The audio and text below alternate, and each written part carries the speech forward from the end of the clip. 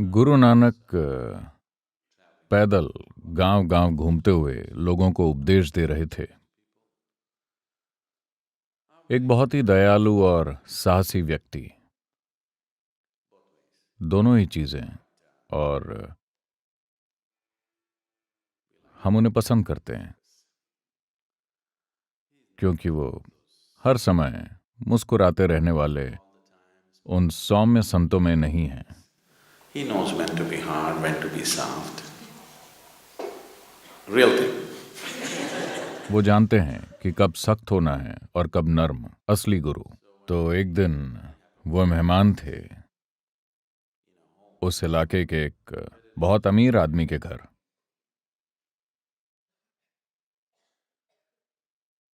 तो जब वो कुछ दिन वो उसी घर में रहे, जाते वक्त उन्होंने उस आदमी को एक सुई दी, सिलाई वाली सुई। सुई देते हुए उन्होंने कहा, इसे तुम अपने पास रखो, जब तुम दोबारा मुझसे मिलो मुझे ये लौटा देना, तब तक इसे अपने पास रखो। सुई सोने की नहीं, मामूली सी सुई। उस आदमी ने उसे लेकर अपने पास रख लिया।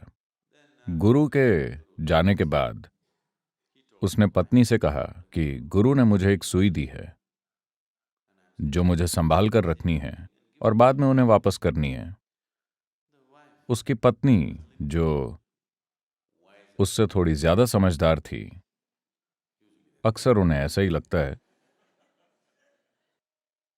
वो बोली, तुम बड़े मूर्ख हो, तुमने गुरु से सुई क्यों ली?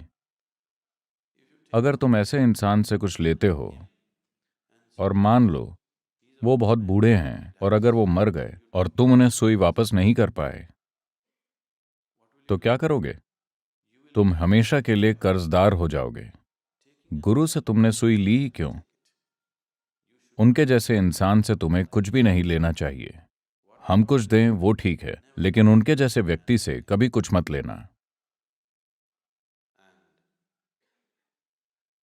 अगर वो मर गए तो तुम ये सुई स्वर्ग नहीं ले जा सकते उन्हें देने के लिए।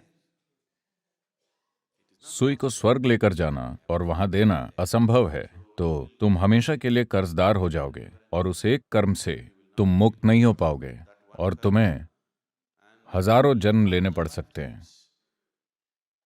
ये कोई अच्छी बात नहीं है। फौरन जाकर किसी तरह उन्हें ढूंढो और ये सुई उन्हें लौटा दो। तो वो गुरु के पीछे निकल पड़ा। गुरु तेज चलते हैं, लेकिन धीरे धीरे 1.5-2 महीनों के बाद वो आदमी आखिर गुरु के पास पहुंच ही गया और बोला, हे गुरुदेव, मैं इस सुई को अपने पास नहीं रखना चाहता क्योंकि वैसे भी आप बहुत बूढ़े हैं। अगर आप मर गए तो मैं हमेशा के लिए कर्जदार हो जाऊंगा और मुझे पता है कि मैं इस सुई को स्वर्ग ले जाकर आपको वहां नहीं लौटा सकता। तो गुरु नानक बोले, तो तुम्हें पता है कि तुम ये सुई स्वर्ग नहीं ले जा सकते, तुम्हें ये पता है ना? वो बोला, हाँ। जब तुम जानते हो कि तुम सुई भी नहीं ले जा सकते तो तुम इतनी सारी चीजें क्यों जमा कर रहे हो? तुम उसमें से कुछ भी नहीं ले जा पाओगे। अगर तुम सुई नहीं ले जा सकते तो निश्चित रूप से कुछ भी नहीं ले जा सकते। आदमी को बात समझ में आ गई। वो उनके पैरों में गिर पड़ा और अपने घर लौट गया। वो जो कुछ बेच सकता था उसने बेच दिया, बस उतना रखा जो उसके और उसके परिवार के लिए जरूरी था। क्योंकि पूरा समाज गरीबी से पीड़ित था, इसलिए उसने अपने आसपास के लोगों के लिए कल्याणकारी कामों में खुद को लगा दिया। इतने वक्त तक लोग गरीबी की मार झेल रहे थे और वो धन दौलत जमा करने में लगा था। ये दुनिया बहुत छोटी है। This planet is a limited resource. ये धरती एक सीमित संसाधन है। अगर हर व्यक्ति लगातार जमा करने पर उतारू हो जाए तो सिर्फ झगड़ा ही हो सकता है, सिर्फ दर्द ही मिल सकता है। जब तक हर इंसान अपने अंदर तय नहीं कर लेता कि मुझे इतने की जरूरत है, मैं इससे आगे नहीं जाऊंगा। अपनी बाकी काबिलियत का इस्तेमाल मैं लोगों के कल्याण के लिए करूंगा। अगर किसी इंसान में ये समझ नहीं है तो वो अपने लिए और दुनिया के लिए एक तबाही है। धरती पर तबाही, भूकंप, ज्वालामुखी या सुनामी नहीं है। असली तबाही इंसान की अज्ञानता है। सिर्फ यही एक तबाही है। अज्ञानता ही एकमात्र तबाही है। ज्ञानोदय ही एकमात्र समाधान है। वाकई कोई और समाधान नहीं है। तो अगर आध्यात्मिक प्रक्रिया को जीवित होना है, बात रिनंसिएशन की नहीं है, बात है समझदारी से जीवन जीने की।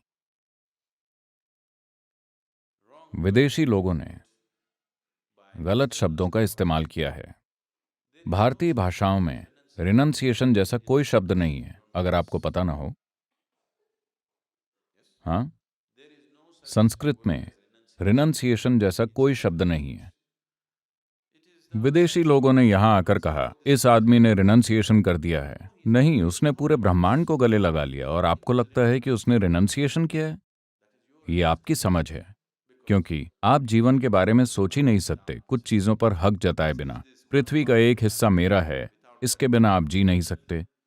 किसी ने पूरे ब्रह्मांड को गले लगा लिया है, इसलिए उसे ऐसा लगा ही नहीं कि उसे कुछ इकट्ठा करना चाहिए, क्योंकि सभी सितारे उसके हैं, पूरी आकाशगंगा उसकी है। उसे कुछ भी इकट्ठा करके अपने झोले या बैंक में रखना जरूरी नहीं लगता। उसे ऐसा लगा ही नहीं।